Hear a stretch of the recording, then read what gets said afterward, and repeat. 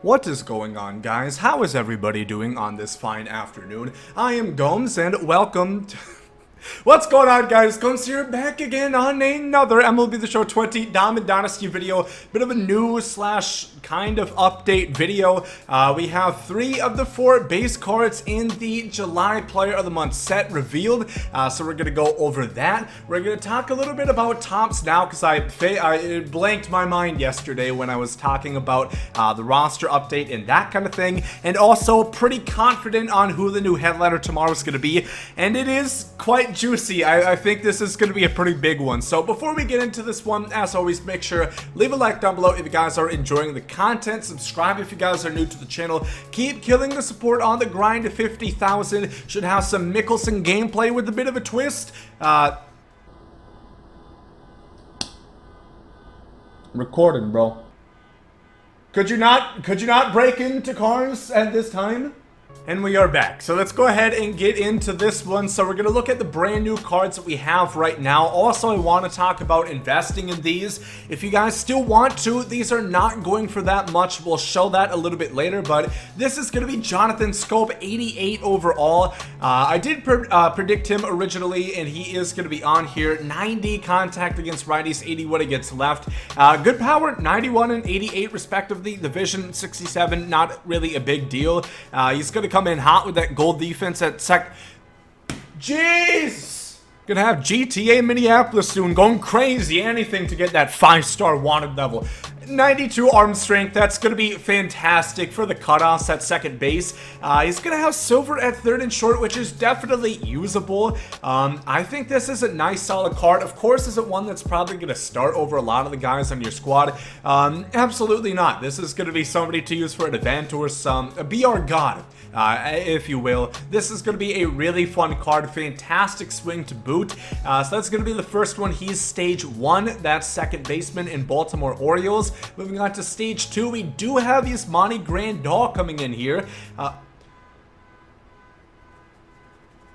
I'm getting moderately sick of this. So we're going tunnel vision, full nuts ahead from... I don't care. Keep having that alarm go off.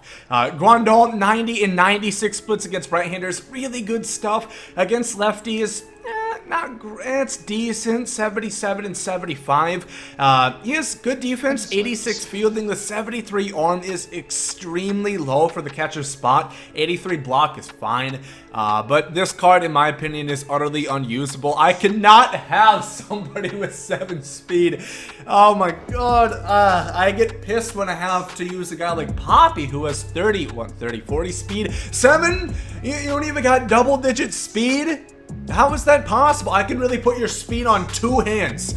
That's saying something, and he's only 29. Run some sprints, my guy. But Grandal, we don't expect the speed. The fielding is all right. He's going to be, if you are kind of starting out, if you want to play him, he is a switch hitter, of course, as a catcher, which is big, which is, good, of course. But I really don't recommend him playing that much against lefties. That's not great stats. There's much better you can find there. If this is like a depth catcher, if you guys are kind of starting out, have him only against righties. It's going to be kind of a nice card for that. He is going to be stage 2. That's catches we're looking to exchange. And then finally, Ramon Laureano. So I am 2 for 3 so far out of my predictions. And Laureano is looking pretty damn good. I think he got a +2 overall boost. I'm not sure they boosted. I think probably the contact and power somewhere. But of course, the big standout is the 99 arm, 99 accuracy, 89 reaction. He is only going to have silver defense if you play him in the corners, which is going to kind of suck, but he's still going to have fantastic arm strength. If you're going to use this card, you kind of would want to put him in center. I think some of the best outfielders, if you don't have Mickey, for example, Sheffield or Reggie Jackson, they're corner outfielders. So if you do have a spot for this Laureano, probably center field is where you're going to want to put him anyway. Great contact, 97, 109 against lefties. Power against lefties isn't great, but that contact definitely does help you out. And then 96 power against right-handers. I don't think, I could be mistaken, but I do not remember using this card last year. So if you guys have any input on him, vision's low, but of course that doesn't really matter as well. So that is going to be that. Those are the 3 cards that we know for sure right now. And again, I am really confident, since we haven't seen a pitcher yet, that it is going to be a pitcher, and I do think it is going to be a reliever. There's just so many opportunities, I think, with Tommy Kahnle. You have the Seth Lugo right here, which a lot of people liked last year. And then Edwin Diaz, we already talked about it. This guy's already peaked. He's already hit his prime. Just go ahead and give him a meaningful card, and it could be pretty damn good. I think it would work well, considering Laureano's a 93.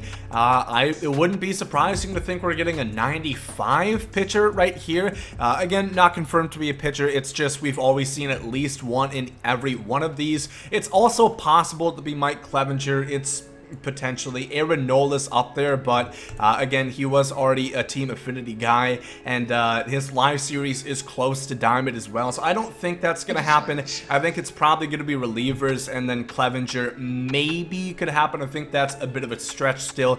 And then quick refresh if you guys have not seen, we don't know who it's gonna be yet, but these are still the Lightning Diamond options, being Matt Carpenter, being Yuli Gurriel, and then James Paxton. I'm part of the Paxton gang. I really want to see Paxton here. I think he's going to be fantastic. These pitches, it's going to be more or less the lefty Corey Kluber, and it is going to be a real sight to see, and I definitely need some help on my starting pitch, my rotation right now. So that is going to be that. Let's talk about the headliner pack a little bit. So as you guys can see on the screen right now, you can see a little animation. It appears to be stars flying out, and if you were to look at the clues, we have letters. Again, it's not clues. 7-letter first name, 5-letter last name.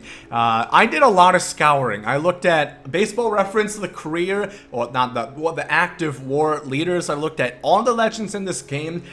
There's 3 that really fit the bill: Anthony Rizzo, Chipper Jones, and Brendan McKay.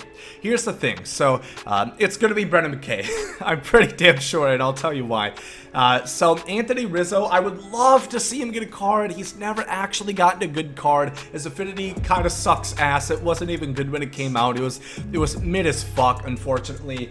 Chipper Jones, I don't think we're gonna see Chipper as a headliner. I really doubt that. We don't see a Babe Ruth, a Griffey, a Chipper in headliner pack. They deserve more respect. They can't just be thrown out there within Alan Trammell. I mean, for Christ's sakes. And also, if you guys do remember, if you've seen those clues before, if it is a signature series card, we always see the signature. Remember, we saw that for Trammell just a couple days ago. And if it's a prime or an award series card, we see the border on the top and bottom of the card, I guess you would say it. So we don't see anything. We see stars coming out. The name fits the bill, and future stars is really kind of the most plentiful thing, the most common thing, I guess, that you see out of headliner packs. And Brendan McKay would be extremely good to see here. So this is an 87. I looked extensively. I don't think he's ever thrown a sinker. Would it shock me? Would it surprise me if they claimed, you know what? There's this one pitch he threw this time, which it was clearly fast. It was quite fast. It went upper 90s. I think it was a sinker. Would that surprise me? Absolutely not. Would I love that? Absolutely yes. I think this card could be really good. Of course, the hitting stats, being the two-way player McKay is really what's going to make this card so desirable. Already at an 87 overall, and I would imagine they would boost his hitting stats. If he could have 90 splits against righties and, I don't know, mid-70s or something. I don't know what his speed looks like. I did use this card. It blinks my mind. I don't write these things down, believe it or not. And the pitches, even as is, are good. The cutter is pretty damn effective. 6 mile-an-hour difference. I think if they don't give him a sinker, they're going to make that disparity even larger. charger, which is going to really be big. If you guys have used Kerry Wood, you know how important that is. And maybe make that curveball like 79 miles an hour. They do change pitch speeds for these future star cards.